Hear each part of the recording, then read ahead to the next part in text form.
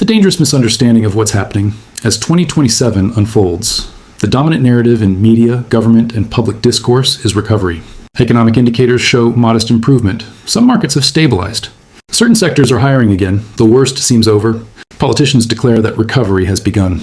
Analysts forecast return to growth. The message is clear. The crisis is ending. Normalcy is returning. This narrative is dangerous because it's fundamentally wrong. 2027 is not a recovery year. It's a transition year. The difference matters enormously because recovery implies return to the previous state, while transition implies movement to a different state. Preparing for recovery, when you're actually experiencing transition, guarantees failure. Understanding why 2027 is transition rather than recovery requires examining what's actually happening beneath the surface indicators, why the appearance of recovery is misleading, and what transition means for how individuals, communities, and institutions should be operating. Why it looks like recovery. The recovery narrative exists because certain metrics have improved from their 2026 lows.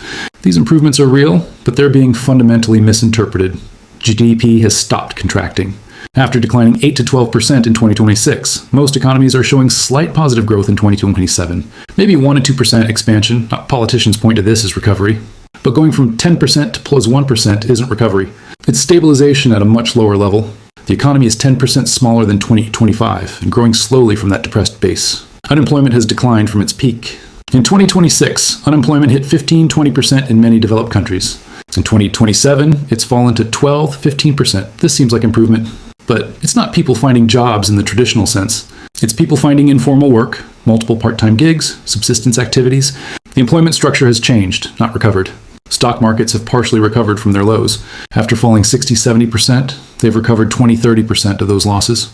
Investors who bought at the bottom are up significantly. Media celebrates the market recovery. But markets are still down 40-50% from pre-collapse peaks.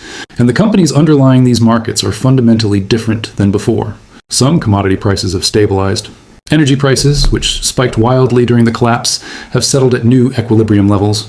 Food prices are high, but no longer rising exponentially. This stability feels like recovery. But the new equilibrium is at much higher price levels than before. Stability at unaffordable prices isn't recovery. Certain sectors are hiring: healthcare, local food production, repair services, basic manufacturing. These sectors need workers. Job openings exist. This seems positive. But these are different jobs than the ones that were lost. Lower paid, more physically demanding, less secure. Employment isn't recovering, it's restructuring. Credit markets are functioning again, partially. Banks are lending, but much more conservatively. Businesses can get loans, but at higher rates with stricter requirements. Mortgages are available, but down payment requirements have increased dramatically. Credit exists, but it's constrained. This is stabilization, not recovery. Government finances have stabilized somewhat. After emergency spending exploded in 2026, governments have reduced expenditures. Deficits are still large, but not growing as rapidly. This fiscal stabilization is interpreted as recovery, but it's actually austerity. Services are being cut. Support is being withdrawn. The stabilization comes at enormous social cost. These improvements are real. Life in 2027 is less chaotic than 2026. The acute crisis phase has passed. But interpreting this as recovery fundamentally misunderstands what's happening. These are signs of transition to a new equilibrium, not return to the old equilibrium. To understand why 2027 isn't recovery, consider what recovery would actually require. Real recovery means restoration of pre-collapse conditions and trajectory. What would that look like? Employment would return to 2025 levels with similar job quality and compensation. People would have secure full-time jobs with benefits in their trained fields. Wages would be comparable to pre-collapse purchasing power. Career progression would be possible. This isn't happening. Most employment is informal, precarious, and lower paid. Asset values would return to pre-collapse levels. Homes would be worth what they were in 2025. Stock portfolios would recover their losses. Retirement accounts would be whole again. This isn't happening. Assets remain depressed and show no signs of returning to previous values. Credit would be abundant and affordable. Mortgages at 3-4% interest. Credit cards with reasonable rates. Student loans with manageable terms. Businesses easily accessing capital. This isn't happening. Credit is scarce and expensive. Many can't access it at all. Consumption would return to pre-collapse levels. People would be buying cars, appliances, electronics, clothing at previous rates. Restaurants would be full. Retail would be thriving. Leisure spending would be strong. This isn't happening. Consumption remains depressed because incomes are lower and people are more cautious. Investment would return. Companies would be building new facilities, developing new products, expanding operations. Infrastructure would be improving. R&D would be robust. This isn't happening. Investment remains minimal because future returns are uncertain. Government services would be restored, schools fully staffed, libraries open, parks maintained, infrastructure repaired, social services available. This isn't happening. Austerity continues. Services remain cut. Infrastructure continues deteriorating. International trade would recover to previous volumes. Supply chains would be fully restored. Global integration would return. Trade barriers would be reduced. This isn't happening. Trade remains depressed. Protectionism continues. Regionalization increases. Population would be growing or stable. Birth rates would recover. Life expectancy would stabilize. Immigration would resume. This isn't happening. Birth rates continue falling. Life expectancy is declining. Immigration remains restricted. None of these recovery indicators are present. The improvements that do exist are signs of adaptation to new reality, not restoration of old reality. The economy is stabilizing at a lower level with different structures. That's transition, not recovery. Education is being transformed. The formal schooling system is being replaced by more diverse learning models, apprenticeships, community education, skill-focused training. What and how people learn is changing. Healthcare is being reorganized around primary care and prevention. The hospital-centered specialist model is being replaced by community-based generalist care. Healthcare delivery is restructuring. Governance is being devolved to local levels. National governments retain nominal authority, but real decision-making is shifting to cities, towns, and communities. The governance structure is reorganizing. Social relationships are being rebuilt around geographic proximity. Pre-collapse social networks were dispersed and digital. Post-transition networks are local and physical. How people relate is changing fundamentally. These transitions are happening right now in 2027. They're not complete. Transition takes years, but they're underway and irreversible. Treating these changes as temporary disruptions before recovery is a fundamental misunderstanding. Believing 2027 is recovery rather than transition creates dangerous decision-making at every level. For individuals, the recovery narrative encourages waiting. Wait for job markets to recover so you can use your degree. Wait for asset values to recover so you can sell your house. Wait for normalcy to return so you can resume your plan. But recovery isn't coming. Waiting means missing the transition and being left behind. The recovery narrative encourages holding on to pre-collapse assets and skills. Keep your specialized education even though the field doesn't exist anymore. Hold your depreciated assets expecting appreciation. Maintain your professional identity even though the profession is gone. But these things won't regain value. Holding them is opportunity cost. The recovery narrative discourages adaptation. Why learn new skills if your old career is coming back? Why move if your city will recover? Why change if things will return to normal? But things won't return to normal. Not adapting means not surviving the transition. For businesses, the recovery narrative encourages waiting to invest. Don't build new facilities until markets recover. Don't hire until demand returns. Don't innovate until conditions normalize, but conditions won't normalize. Businesses that wait will be overtaken by those that adapt to new realities. The recovery narrative encourages maintaining old business models. Keep the same products, same customers, same operations. Things will recover, and the old model will work again. But the old model is obsolete. Maintaining it means failing during transition. For policymakers, the recovery narrative encourages stimulus and support aimed at reviving the old economy. Bail out zombie companies hoping they'll recover. Subsidize dying industries expecting them to revive. Prop up asset prices hoping for wealth effects. But these policies just delay transition and waste resources. The recovery narrative discourages necessary restructuring. Why allow companies to fail if recovery is coming? Why let asset prices fall if they'll recover? Why cut services if revenues will return? But restructuring is necessary for transition. Preventing it just prolongs the pain. The recovery narrative encourages fiscal irresponsibility. Borrow heavily to fund stimulus because growth will return and make the debt manageable. But if growth doesn't return to previous rates, the debt becomes unsustainable. The borrowing creates future crisis. For communities, the recovery narrative discourages building new local systems. Why create local food production if global supply chains will recover? Why develop local manufacturing if cheap imports will return?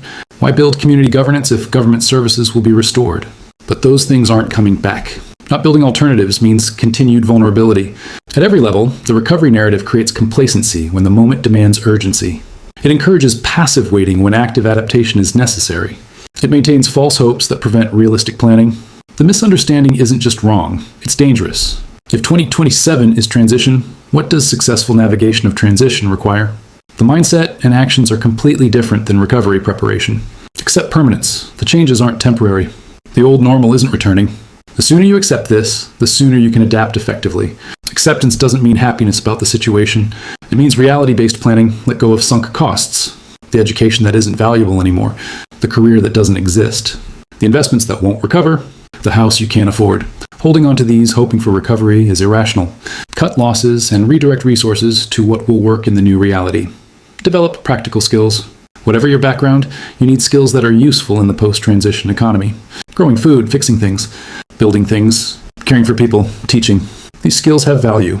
Abstract knowledge matters less. Build local connections. Your community is your resilience network. Invest in relationships with neighbors. Participate in community organizations. Contribute to mutual aid. Your local network matters more than your professional network now. Focus on necessities first. Ensure you can meet basic needs: food, water, shelter, energy, safety. Once necessities are secure, then consider other goals. The priority hierarchy has shifted dramatically. Get the basics right. Embrace flexibility.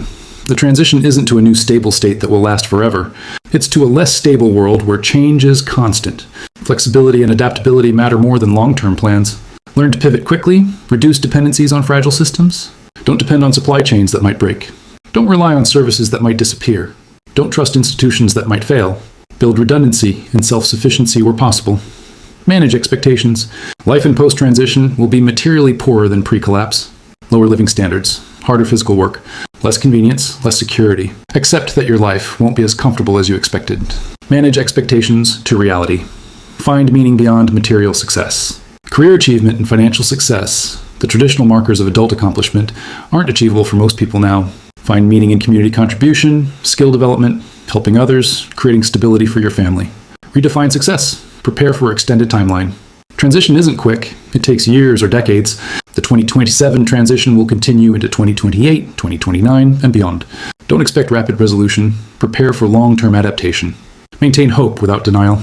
The situation is difficult, but humans are adaptable. Communities are surviving and finding ways to thrive within constraints. Hope is justified, but must be realistic. Denial is dangerous, but despair is paralyzing. Navigate between them.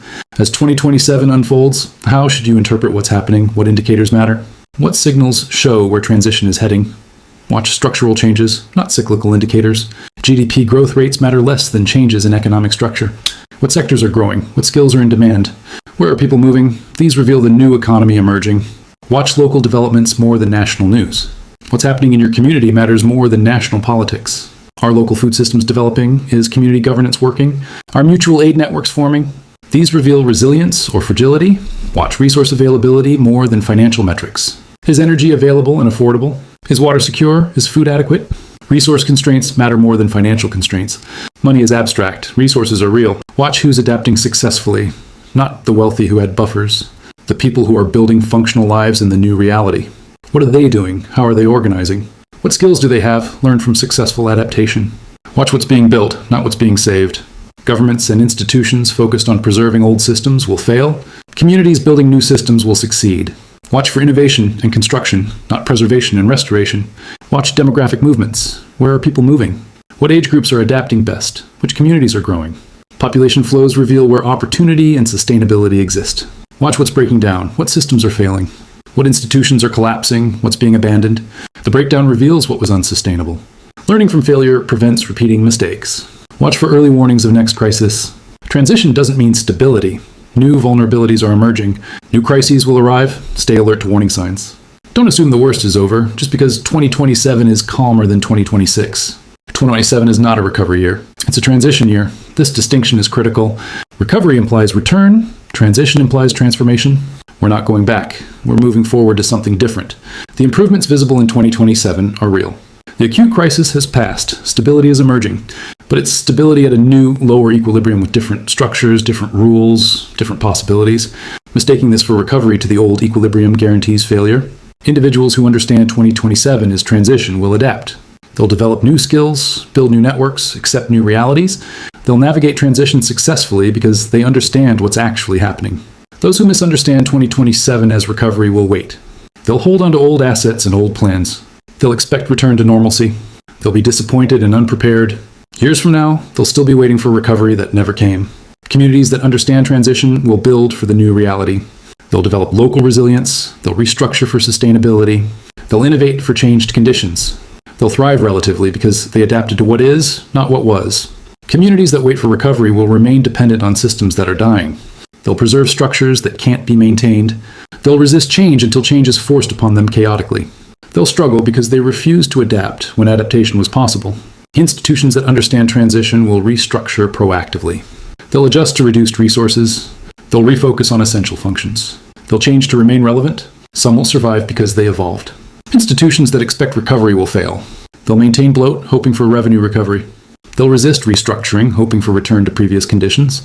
They'll collapse because they couldn't adapt. 2027 is the year when the choice becomes clear. Adapt to transition or wait for recovery. Build for the new reality or preserve the old. Accept transformation or deny change. The choice you make in 2027 determines whether you successfully navigate the transition or remain trapped in the collapse. This is not a recovery year. This is a transition year. Understanding that distinction isn't pessimism or optimism, it's realism. And realism is the only foundation for effective action in the years ahead.